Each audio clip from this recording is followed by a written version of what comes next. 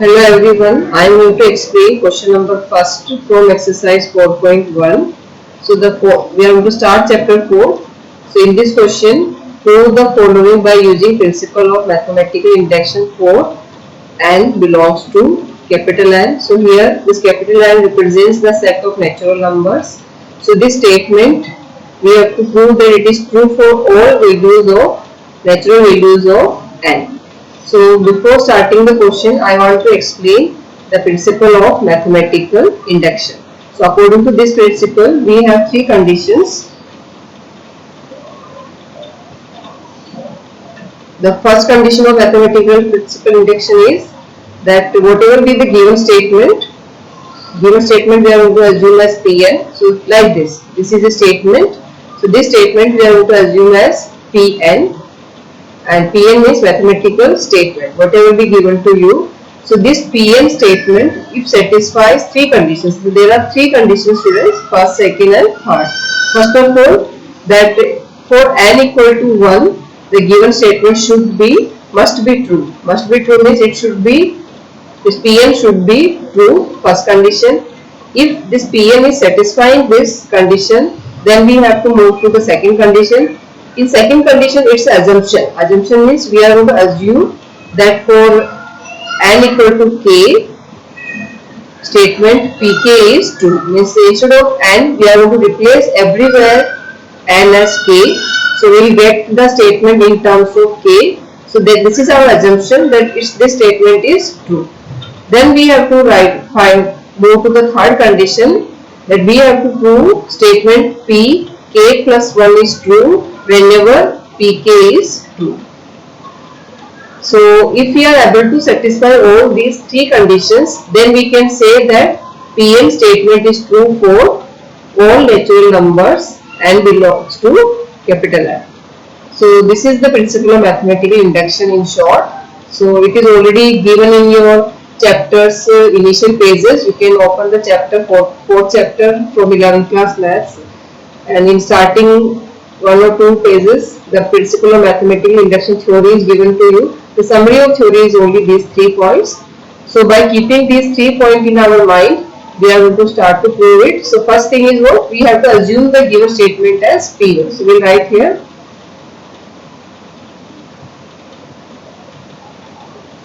Let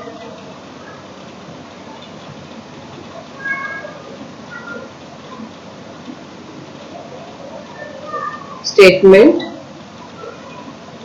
Pn is defined as. So we have defined Pn, that what we had assumed as Pn. So whatever be this statement, that complete we are going to assume as Pn. So after writing this line, you have to write down Pn and then write down the given statement, that is 1 plus 3 plus 3 square plus, it is extended up to 3 to the power n minus 1 equal to 3 to the power n minus 1 divided by 2. So this statement we are assumed as Pn. Now we will start one by one to prove all these three conditions. So we will start to prove first condition. So we will write here condition first. So according to this condition, what we have to prove? We have to prove that P1 is true. P1 is true means we have to substitute n equal to 1. So we write here on substituting n equal to 1. Now where we have to substitute? First in left hand side, then in right hand side, and we will check whether both the sides are same or not. So on substituting n equal to 1 in left hand side of statement Pn. So it's going to be, this will give you left hand side of P1, because instead of n we had substituted 1. So here also P1 you have to write down. So the left hand side of P1 is going to be, so according to this, what is the meaning of this statement is, if n is 1, then only first term you have to take, and if n is 2, then you have to take 2 terms, and if n is 3, then you have to take 3 terms. So like this you have to do. So students, I hope it's very new for you, so try to understand. 1 means only one term from this series you have to take. So here P1 means what is the first term? 1. So it's going to be only 1. So in the same way, similarly, right hand side of statement P1 is going to be, in the right hand side you have this, so in this you have to substitute the value, so it's going to be 3 to the power 1, because instead of n we have to substitute 1, then minus 1 upon 2. So when you will simplify, you will get, because 3 to the power 1 is 3 only, so 3 minus 1 is 2. So 2 upon 2 is equal to 1. So what we obtained? We obtained that is the left hand side of P1 is same with right hand side of P1. So conclusion is for n equal to 1, statement Pn is true. So first condition satisfied. So like this you have to satisfy the first condition. So here students, this is going to be a little bit confusing for you. So according to this, you have to take only the first term. P1 means only first term from the series. So you have to take here only 1. And in right hand side is very simple. Whenever n is there, you just replace the n by 1 and then solve it. And if they are same, then write down left hand side of statement Pn is same with the right hand side of statement P1. So for n equal to 1, Pn is true. So first condition satisfied. Now what is the second condition? So according to second condition, for n equal to k, pk is true. Let means we have to assume. So we write down the condition second.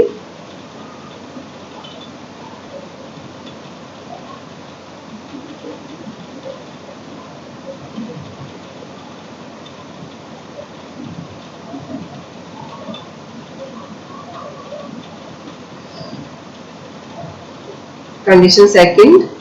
So according to condition second, we will assume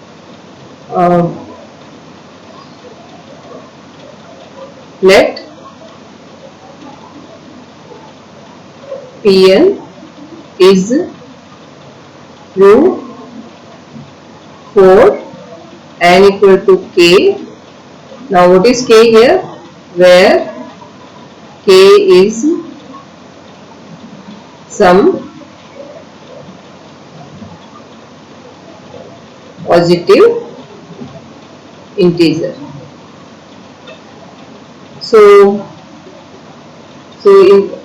Because first I am writing what is Pn, then wherever n is there, we will replace that n by k. So Pn I am just writing from question again. So the question is, the given statement in the question is first 1, then plus 3 square, plus it's extended up to 3 to the power n minus 1 equal to 3 to the power n minus 1 upon 2, and it's in bracket. So this is your Pn. Now we had assumed that Pn is true for n equal to k. So instead of n, replace it by k. So this statement is going to be 1 plus 3. There is no change in this because k is not present. It's 2 squares. Let me correct it. 2 plus, now here n you have, so instead of this n just write down only k minus 1, and here also this n just replaced by k. So it is going to be 3 to the power k, then minus 1 divided by 2, and it's in bracket. Just assume it as equation 1 because we need it further. So this is your second condition. So in second condition you do not have to prove anything. This is our assumption. We assume that for n equal to k, this statement is true. Now condition third.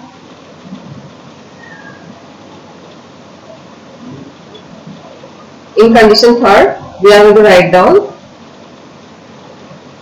we have to prove p k plus 1 is true whenever pk is true. So means what we have to do, that first let's write down. So what we have to do, we have to prove pk plus 1 is true whenever pk is true. So by taking pk, you have to bring pk plus 1. So first we will write down here pk statement, that is equation first we have to write down. So only just write down this statement, don't write down pk, only just write down this statement in terms of k, that is 1. First we write down from where we are writing this, that is from equation 1. So just write down from equation first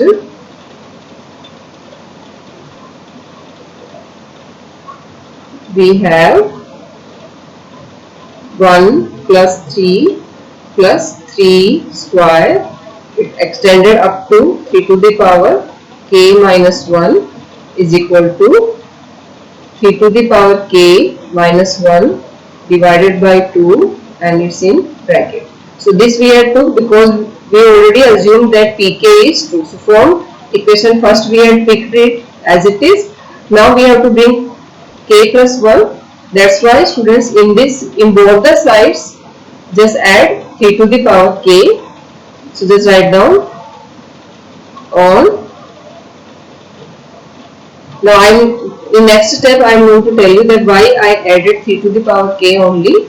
First let me write it. On adding 3 to the power k in both sides. So when we add 3 to the power k in both the sides, it is going to be 1 plus 3 plus 3 square plus 3 to the power k minus 1 plus 3 to the power k, because we had added 3 to the power k. So first write down from 1 to this, just write down as it is, and here just write down 3 to the power k in addition is equal to 3 to the power k and this minus 1 upon 2, and here also just add 3 to the power k. So in both the sides we added, so its meaning, equation first is balanced. So now here in this side you just see students, when power is 2, the previous term have power 1, means just 1 less power. So when power is k, the previous term have power 1 less, that is k minus 1. So this thing in short, because from starting onwards just observe first 3 terms and then directly the last term. In between only extended symbol is there. Here also first 3 terms and then the directly last term, and in between only dash dash dash is there. So this also, this term we can avoid. So it's going to be, in next term it's going to be 1 plus 3 plus 3 square plus dash dash dash, and this term we are going to avoid because it's just 1 less than power. So after this obviously this term will come, so we can avoid this term. So it's going to be 3 to the power k. Now just see here, when you have n plus n minus 1, that time what is here? N.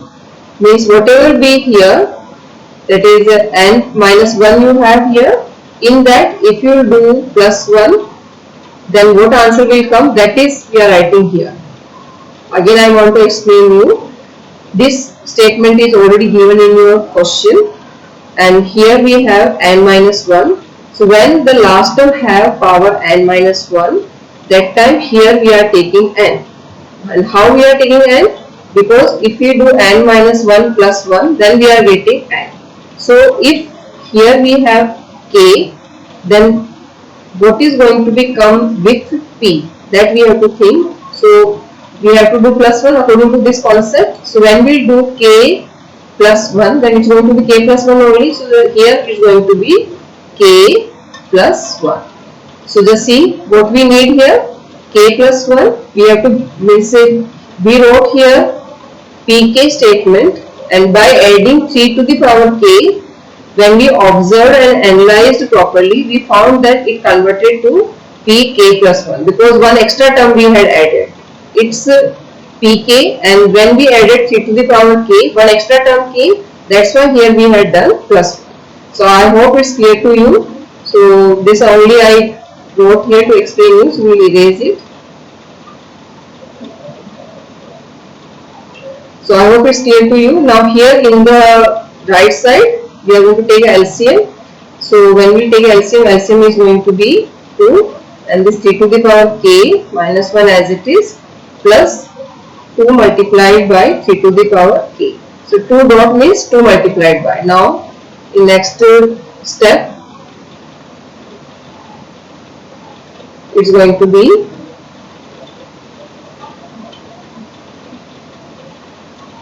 so we reached up to pk plus 1 and the statement was first three terms same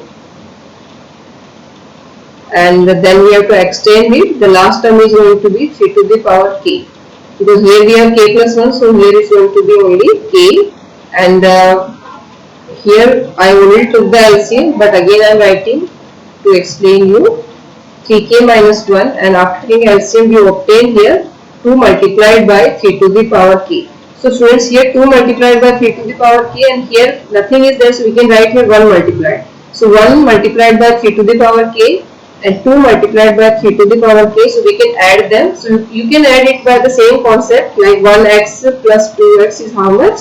3x. So like this you can add them. So when you will add it, you are going to get here 1 plus 2 is 3. So you are going to get 3 multiplied by 3 to the power k, then this minus 1 as it is, and divided by 2. Now here nothing is there, so power is 1. So when you will, because in product power used to get add, so it's going to be 3 to the power k plus 1 minus 1 upon divided by 2, and this statement just write down again here. It is p k plus 1 and 1 plus 3 square up to 3 to the power k. So students, we obtained it. This is because what's your question? Your question is Pn is equal to Pn statement is 1 plus 3 square plus it's extended up to 3 to the power n is equal to 3 to the power n minus 1 is equal to 3 to the power n minus 1 divided by 2. So whatever is here, same should come here. So if here is n, then here also n should come. So now what you have here, k plus 1, and here also you achieved k plus 1. And then one more thing to be analyzed properly, if you have n here, then here what you had in the question, n minus 1. So here you see you have k plus 1. So when you will do minus 1, what you will get here, 3 to the power k. So means you successfully you had proved that this statement is true for k plus 1 also. So this is our rough one, so we will cancel it. Then we will write down, thus p k plus 1 is true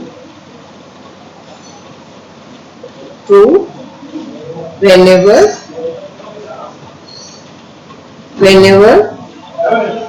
pk is true. Then we write down hence all 3 conditions of principle of mathematical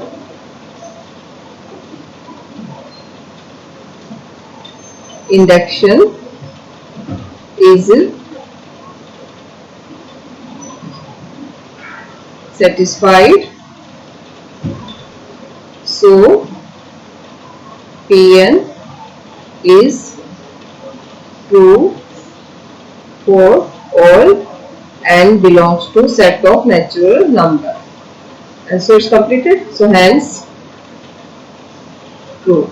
So I hope this question is clear to you. So you have only 3 conditions, students. And what are the 3 conditions? First thing, the given statement is assumed as Pn, and the first condition that you have to prove Pn is true for n equal to 1, and second condition you have to assume that the given statement Pn is true for n equal to k, and then in third condition you have to prove that if pk is true, in that situation pk plus 1 is also true. Means you have to bring pk plus 1 is true whenever pk is true. So by proving all these three conditions, so if any mathematical statement is satisfying these three conditions, then we can generalize that given statement is true for all values of natural numbers. So that is named as principle of mathematical induction. So I hope the first question is clear to you. And further, if you have any doubt, you can write in comments so that I can clear out your doubts. Thank you.